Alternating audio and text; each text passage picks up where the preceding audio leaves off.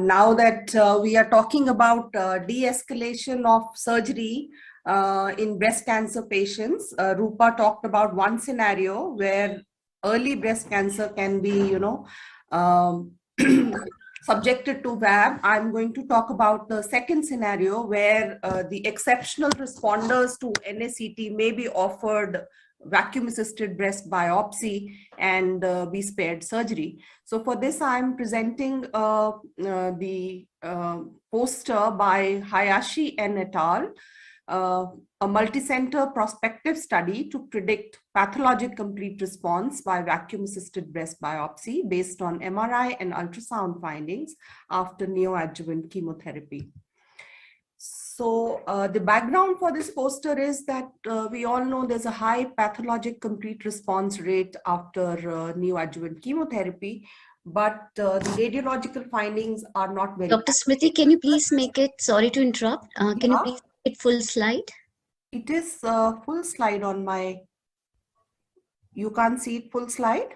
Surgical excision remains a standard treatment for patients with breast cancer.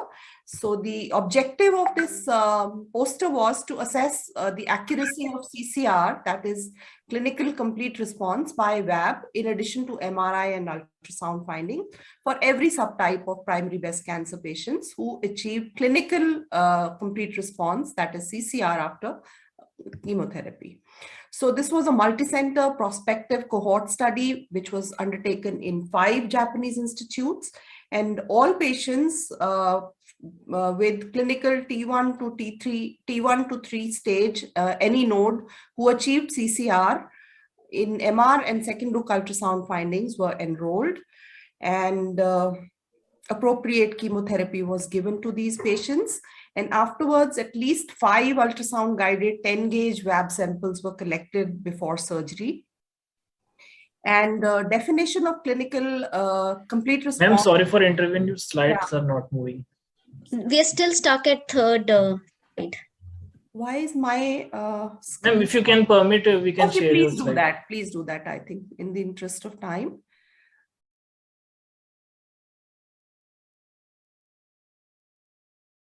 So, right. Yeah, so next slide, please. So PCR was defined as no evidence of residual invasive or in situ carcinoma. Next, please. And the primary outcome measure was the NPV and false negative rate for radiological findings and for VAB in combination with these radiological findings in each subtype of breast cancer. Next. So there were 96 eligible patients, out of which 8 had to be excluded and 88 were included, out of which 29 patients were triple negative, 39 patients were HER2 positive, and 20 patients were triple positive. Next.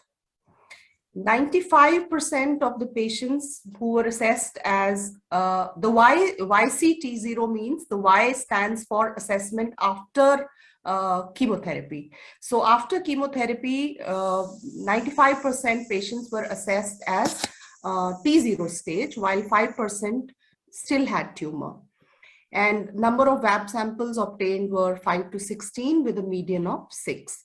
So the tumor stage after chemotherapy, 47 were deemed to have 0 stage, that is complete response, and which is 53%. Next.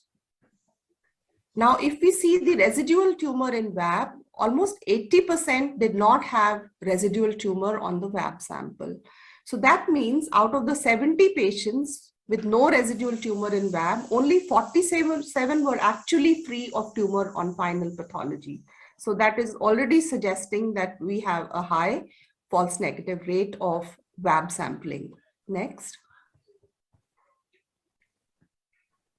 So coming to the tables which are assessing accuracy of radiological assessment for complete clinical response after chemotherapy, when you just look at the radiological assessment without VAB, the negative predictive value overall is quite high, low rather, 75%. And the highest is in the HER2 positive patients, which is 84.6%. Next. Accuracy of radiological plus VAB assessment actually went down because VAB is having a lot of sampling error in this study.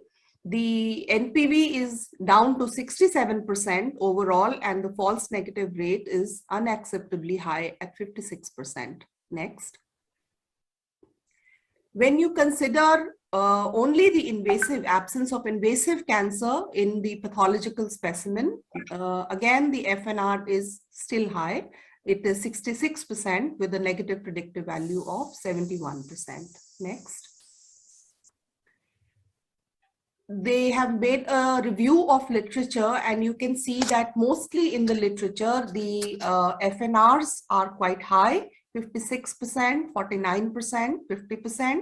Only in the initial studies, we have a low FNR of 5%, which is not replicated in any of the studies, and 30%. Next.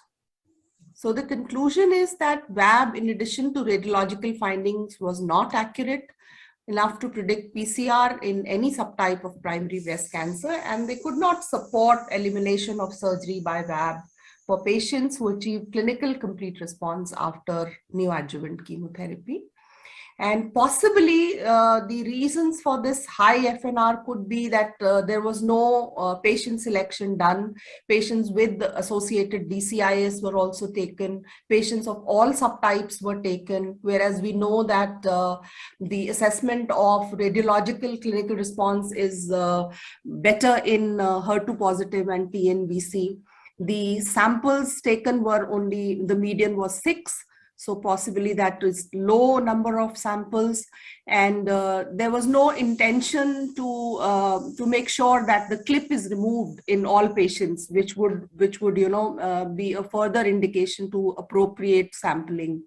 So in view of these lacunae, maybe further studies should be designed looking into these points. Thank you.